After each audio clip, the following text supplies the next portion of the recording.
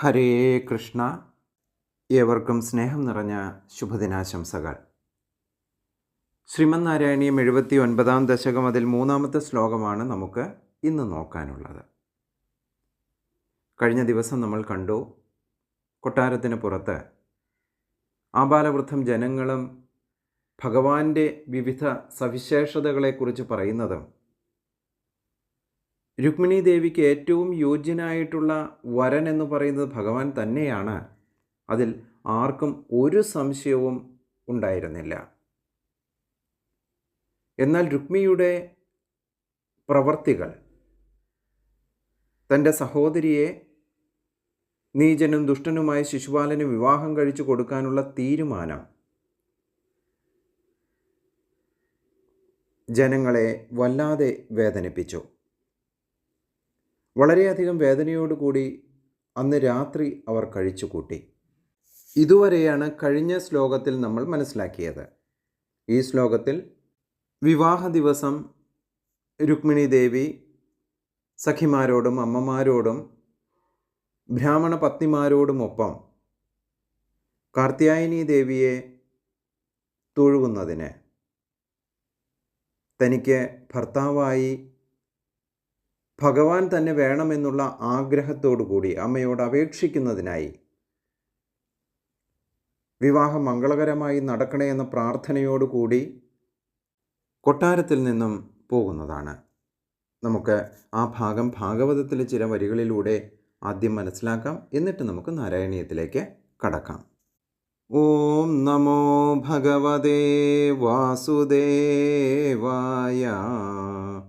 ഓം ശ്രീകൃഷ്ണ പരമാത്മനേ നമഃ. ഹരേ കൃഷ്ണ. പദ്ഭ്യാം വിനിര്യയൗ ദ്രഷ്ടും ഭവാന്യാ പാദപല്ലവം സാ ചാനുധ്യായതി സമ്യക് മുകുന്ദാ ചരണാംബുജം.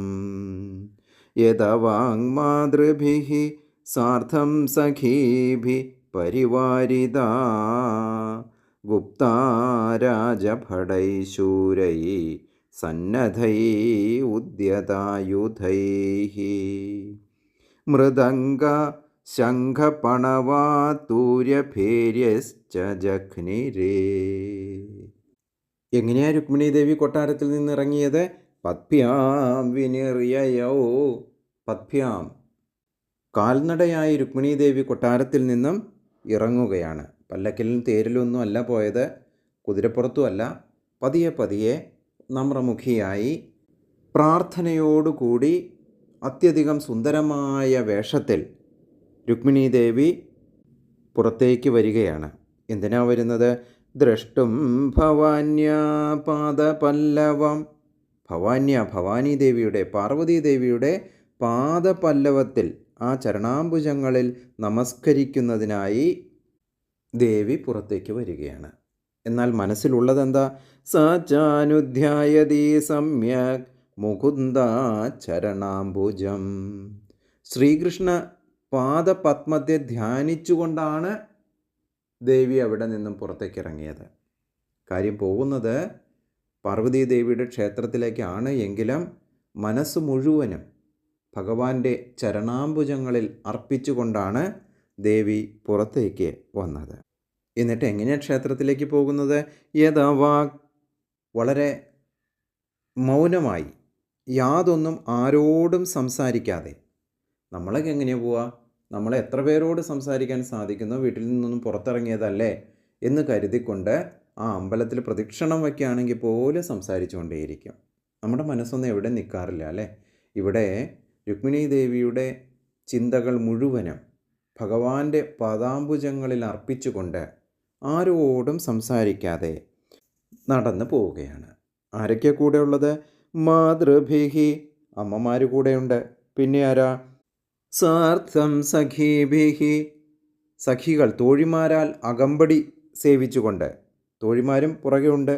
പരിവാരിത, അങ്ങനെ തോഴിമാരാലും അമ്മമാരാലും ചുറ്റപ്പെട്ട് അതിനു നടുവിൽ അതിസുന്ദരിയായി സുന്ദരമായ വേഷം ധരിച്ച് രുക്മിണി ദേവി കാൽനടയായി അംബികാദേവിയെ ദർശിക്കുന്നതിനായി കൊട്ടാരത്തിൽ നിന്നും ഇറങ്ങി. ഗുപ്താരാജഭടൈഹി, ഇനി എങ്ങാനും ആരെങ്കിലും തട്ടിക്കൊണ്ടുപോയാലോ എന്ന് ഓർത്തുകൊണ്ട് രുക്മി നിർദ്ദേശിച്ചിരിക്കുന്ന രാജഭടൈഹി, രാജഭടന്മാരുമുണ്ട്. സന്നദ്ധൈ ഉദ്യതായുധ, അവരെല്ലാവരും സന്നദ്ധൈ ഉദ്യതായുധൈഹി, എന്തിനും തയ്യാറായി ഉയർത്തിപ്പിടിച്ച ആയുധങ്ങളുമായിട്ടാണ് അവർ പുറകെ പോകുന്നത്. രുക്മിണി ദേവിയുടെ പുറകിലും വശങ്ങളിലും മുൻപിലുമെല്ലാം രാജഭടന്മാർ ഉയർത്തിയ ആയുധവുമായി അവരെ സേവിക്കാനും ഉണ്ട്. ഒപ്പം പിന്നെ എന്തുണ്ട്? മൃദംഗ ശംഖ പണവ തൂര്യഭേര്യശ്ച ജഘ്നിരേ, കൊമ്പ്, കുഴല്, മൃദംഗം, ശംഖ് ഇങ്ങനെയുള്ള എല്ലാവിധത്തിലുള്ള വാദ്യഘോഷങ്ങളുടെയും ഭടന്മാരുടെയും അമ്മമാരുടെയും സഖിമാരുടെയും അകമ്പടിയോട് കൂടിയിട്ടാണ് രുക്മിണീദേവി പാർവതീദേവിയെ ദർശിക്കുന്നതിനായി അമ്പലത്തിലേക്ക് പോകുന്നത്. ആ പാദപല്ലവങ്ങൾ വണങ്ങുന്നതിനായി കാൽനടയായി രുക്മിണീദേവി പോകുന്ന സമയത്ത് ചിന്തകൾ മുഴുവനും എവിടെയാണ്? ഭഗവാന്റെ പാദാംബുജങ്ങളിലാണ്.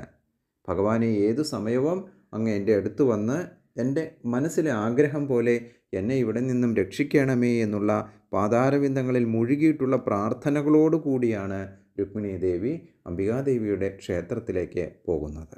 ഇത്രയും ആളുകളല്ല, പാർവതീദേവിക്ക് ഉപഹാരങ്ങൾ സമർപ്പിക്കുന്നതിനായി വേറെയും കുറേ ആളുകൾ കൂടെയുണ്ട്.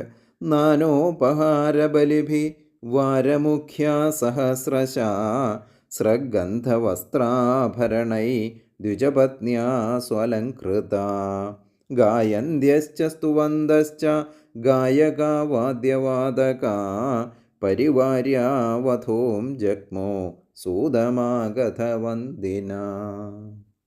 വധുവിന് പിന്നിലായി വിവിധ നിവേദ്യങ്ങൾ അർപ്പിക്കുന്നതിനായിട്ടുള്ള വസ്തുതകളുണ്ട്. ഇതെല്ലാം ആയിരക്കണക്കിന് ദാസിമാരുടെ കൈകളിലാണ്. നന്നായി അണിഞ്ഞൊരുങ്ങിയിട്ടുള്ള ബ്രാഹ്മണപത്നിമാർ ദേവിക്കായി പൂമാലകളും സുഗന്ധദ്രവ്യങ്ങളും ആഭരണങ്ങളും പേറി. അതുമാത്രമല്ല, ദേവിയെക്കുറിച്ചുള്ള കീർത്തനങ്ങൾ ആലപിച്ചുകൊണ്ട് സ്തുതികൾ ചൊല്ലി പുറകെയുണ്ട്. ഗായകരായിട്ടുള്ള കവികൾ, പുരാവൃത്ത രചയിതാക്കൾ, വിളംബരം ചെയ്യുന്നവർ, ഇങ്ങനെ മേളക്കാർ, ഇങ്ങനെ നിരവധി ആളുകൾ രുക്മിണീദേവിയുടെ പുറകെ, വധുവിൻ്റെ പുറകെ ക്ഷേത്രത്തിലേക്ക് അകമ്പടി സേവിച്ചുകൊണ്ട് പോകുന്നുണ്ട്. ഇനി നമുക്ക് ശ്ലോകം നോക്കാം. തദനു വന്ദിതും ഇന്ദുമുഖീ ശിവാം വിഹിത മംഗലഭൂഷണ ഭാസുര നിരഗമത് ഭവത് അർപ്പിത ജീവിത സ്വപുരതഃ പുരത സുഭട ആവൃത.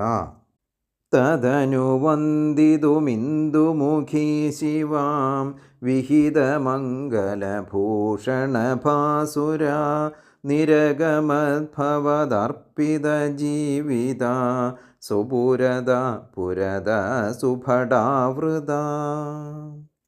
തദനു, അതിനുശേഷം. ഏതിനുശേഷം? തലേ ദിവസം രാത്രി അവസാനിച്ചു. രുക്മിണീദേവി പറഞ്ഞു വിട്ടിരിക്കുന്ന ബ്രാഹ്മണൻ തിരിച്ചെത്തി. ഭഗവാൻ ശ്രീകൃഷ്ണൻ ഈ നഗരത്തിൽ എത്തിയിട്ടുണ്ട് എന്നുള്ള വിവരം അറിഞ്ഞതിനു ശേഷം ഇന്ദുമുഖി, ചന്ദ്രനെപ്പോലെ മുഖ സൗന്ദര്യമുള്ള, ചന്ദ്രനെപ്പോലെ പ്രകാശിക്കുന്ന മുഖമുള്ളവളായിട്ടുള്ള, ഇനി രുക്മിണി ദേവിക്ക് സന്തോഷമായിട്ട് പ്രകാശിക്കുന്നവളായിട്ട് ഇരിക്കുന്നതിന് ഒരു കുഴപ്പമില്ല അല്ലേ? കാരണം ഭഗവാൻ എത്തിയിരിക്കുന്നു. തൻ്റെ അപേക്ഷയെ മാനിച്ചുകൊണ്ട് തന്നെ ഇവിടെ നിന്നും കൊണ്ടുപോകുന്നതിനായിട്ട് തൻ്റെ പ്രാണൻ്റെ പ്രാണനായിട്ടുള്ള, നാഥനായിട്ടുള്ള, താൻ പ്രേമിക്കുന്നവനായിട്ടുള്ള കൃഷ്ണൻ എത്തിയിരിക്കുന്നു എന്നുള്ള സന്തോഷത്തോടു കൂടി. ഇപ്പോൾ മുഖം ഇങ്ങനെ തിളങ്ങാണ് ദേവിയുടെ. അത്രയും മനോഹരിയായിട്ടുള്ള ദേവി വന്ദിതം ശിവാം. ശിവാം പാർവതീദേവി. പാർവതീദേവിയെ വന്ദിക്കുന്നതിനായിട്ട് തദനു വന്ദിതുമിന്ദുമുഖീ ശിവാം വിഹിതമംഗലഭൂഷണ ഭാസുര. എങ്ങനെയാണ് ദേവി അണിഞ്ഞൊരുങ്ങിയിരിക്കുന്നത്? മംഗളകരങ്ങളായിട്ടുള്ള ആഭരണങ്ങൾ അണിഞ്ഞ് അത്യധികം സുന്ദരിയായി, ചന്ദ്രനെ പോലെ ശോഭിക്കുന്നവളായി രുക്മിണി ദേവി നിന്നു. എന്താ കാരണം? തൻ്റെ വിവാഹം നടക്കാൻ പോവുകയാണ് എന്ന രീതിയിൽ അത്രയും മനോഹരിയായിട്ടാണ്. എന്താ കാരണം? ചാടിപ്പോകാൻ തയ്യാറായിട്ടാണ് പോകുന്നതല്ലേ? ദേവി ഭഗവാനോട് നേരത്തെ തന്നെ പറഞ്ഞു, ഞാൻ കാലത്ത് അമ്പലത്തിലേക്ക് പോകും, അങ്ങ് ആ വഴിയിൽ വരിക, എന്നെ തട്ടിക്കൊണ്ട് പോവുക. ഈ പ്ലാൻ എല്ലാം ദേവി പറഞ്ഞു കൊടുത്തിട്ടുണ്ട്. അപ്പോൾ ഈ കാര്യങ്ങളെല്ലാം നടക്കുമെന്നുള്ള പ്രതീക്ഷയോട് കിട്ടാവുന്ന ആഭരണങ്ങൾ മൊത്തം അടിച്ചു മാറ്റിക്കൊണ്ട് പോകാനുള്ള പരിപാടിയാണ്. എല്ലാം ദേഹത്തുണ്ട്. അത്രയും മനോഹരിയായിട്ട് ഏറ്റവും നല്ല പട്ടുസാരിയാണ് ഉടുത്തിരിക്കുന്നത്. എല്ലാ ആഭരണങ്ങളും ഭംഗിയായി അണിഞ്ഞിരിക്കുന്നു. എല്ലാവിധ തയ്യാറെടുപ്പുകളോടും കൂടി ഭഗവാന്റെ കൂടെ പോകാനുള്ള എല്ലാ തയ്യാറെടുപ്പുകളോടും കൂടിയിട്ട് തന്നെയാണ് ദേവി പുറത്തേക്ക് ഇറങ്ങിയിരിക്കുന്നത്.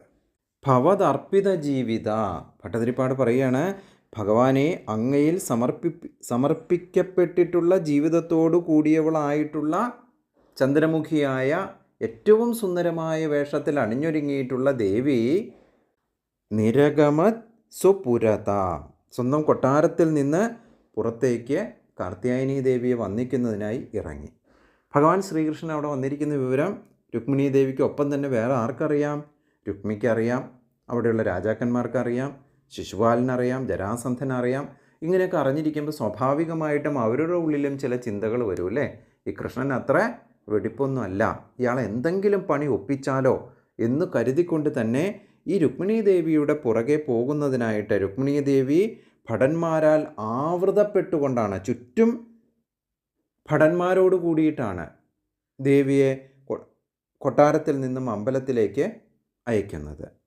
പുരത സുഭട ആവൃത, സ്വന്തം അന്തപുരത്തിൽ നിന്നും സമർത്ഥരായിട്ടുള്ള ഭടന്മാരിൽ ചുറ്റപ്പെട്ടവളായിട്ടാണ് ദേവി അമ്പലത്തിലേക്ക് പോകുന്നത്. തദനു വന്ദിതുമിന്ദുമുഖീ ശിവാം വിഹിതമംഗലഭൂഷണഭാസുരാ നിരഗമദ്ഭവതർപ്പിത ജീവിത സ്വപുരത പുരത സുഭടാവൃത.